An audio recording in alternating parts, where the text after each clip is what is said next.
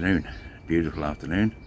At last we've got a little bit of sunshine, and I'm on day 3 of the Exante diet. Now, I noticed, because obviously I'm putting it on my YouTube channel, and that other people therefore get thrown up against mine as suggested examples of what I might want to watch. So I've watched a few of these people who have been on the Exante diet, and they seem to do it for a couple of weeks and then knock it on the head. I'm not sure what that's all about, why you would do that. And then there are some complaints like, oh, I don't like the texture, or I don't like the flavour, or I get bored with it.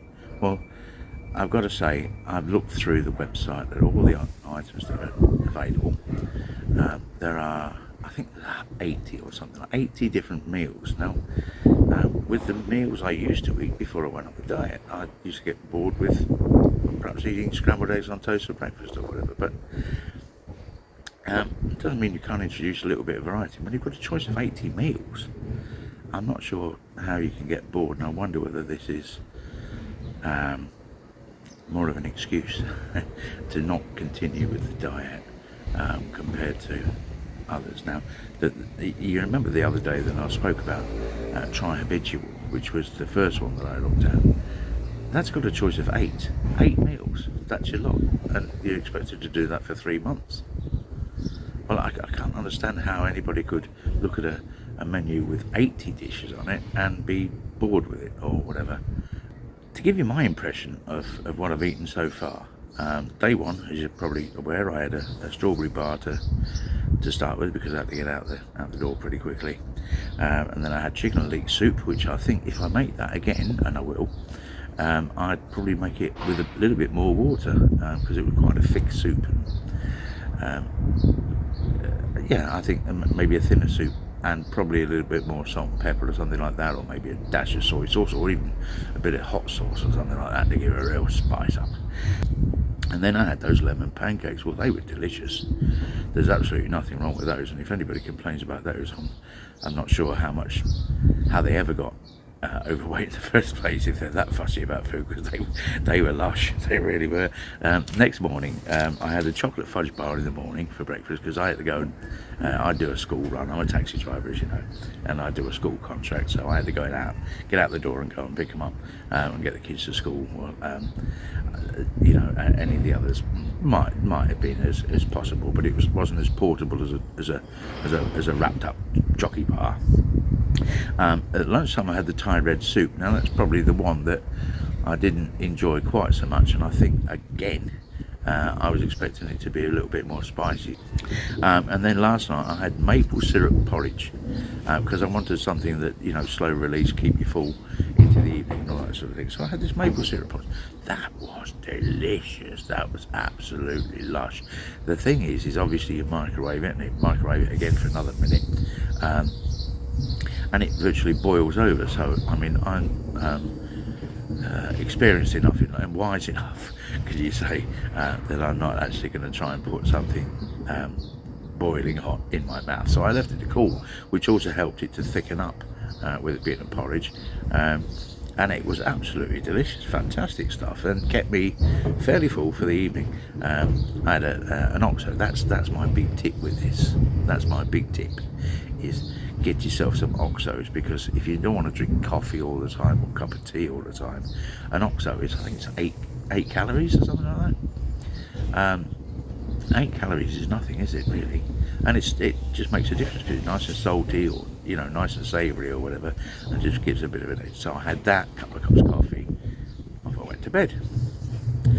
I woke up this morning, and I know I said I'd only weigh myself once a week, but I thought, well, the scales are there and I'm here, and I haven't had anything to eat, so I know that my weighing weight is going to be accurate compared to the 157.3 that it started off at. 157.3 is a phenomenal amount of weight. If you want to convert that, you feel free, but I'll do it for you. It's something in the region of 24 stone 3. 24 stone 3. I used to be 11 stone 2. I don't mean as a 7-year-old, I mean as a grown-up bloke, you know. So anyway, I weighed myself, and I am happy to say that so far, yeah, after 2 days, I'm 1.7 kilos lighter. My sole reason for sticking to the diet 100% is because I want to reverse diabetes. That's my real holy grail. And I want to get rid of the diabetes, because the diabetes might mean I'll go blind or lose a leg or get liver damage or one of these other things, several other things, a stroke, or I mean, who wants to live your life after a stroke? That's the intention, is to get rid of the diabetes, because the diabetes in itself is controllable, but the effects of being diabetic can be devastating. This morning, a bit of maple syrup overload. I had the maple syrup pancakes this morning, and again, delicious, absolutely delicious. I can't understand what people are complaining about. There's so much variety, and everything I've had so far has been delicious. And then I had the one that rates highest on the website. I had the salted caramel bar. Wow. Oh, I could have got fat on those all on their own, but I only had the one. All of these meals are apparently around about 200 calories, which is a bit of a worry, because I'm only eating 3 of these a day. So that's only 600 calories a day, which is very, very low. I mean, it's exceedingly low. But I suppose I'm having this energy drink as well, and I'm also having my cuppers with a spot of milk in there, and I'm also having my Oxo every now and then. So all in all, I think all the little bits and bobs is like putting coins in a jar. Eventually you've got a couple of quid, haven't you? So it's like that. Anyway, I just wanted to put my 2 pence worth in, because I was surprised at how many people had such a negative attitude towards a diet like this. Why go and spend 60 quid? Oh, that was another thing. The expense of it. What do you mean the expense of it? It's 60 quid. It's a month. I mean, the night before I started this, I thought, well, one last goodbye, one last hurrah. I had an Indian takeaway. My wife and myself shared an Indian takeaway. I had a tandoori mixed grill that was $14.95. Now, 60 quid over a month is £15 a week. True? Yeah. I spent £15 on my tandoori mixed grill. That doesn't count me naan bread and the pilau rice and all that sort of stuff that went with it.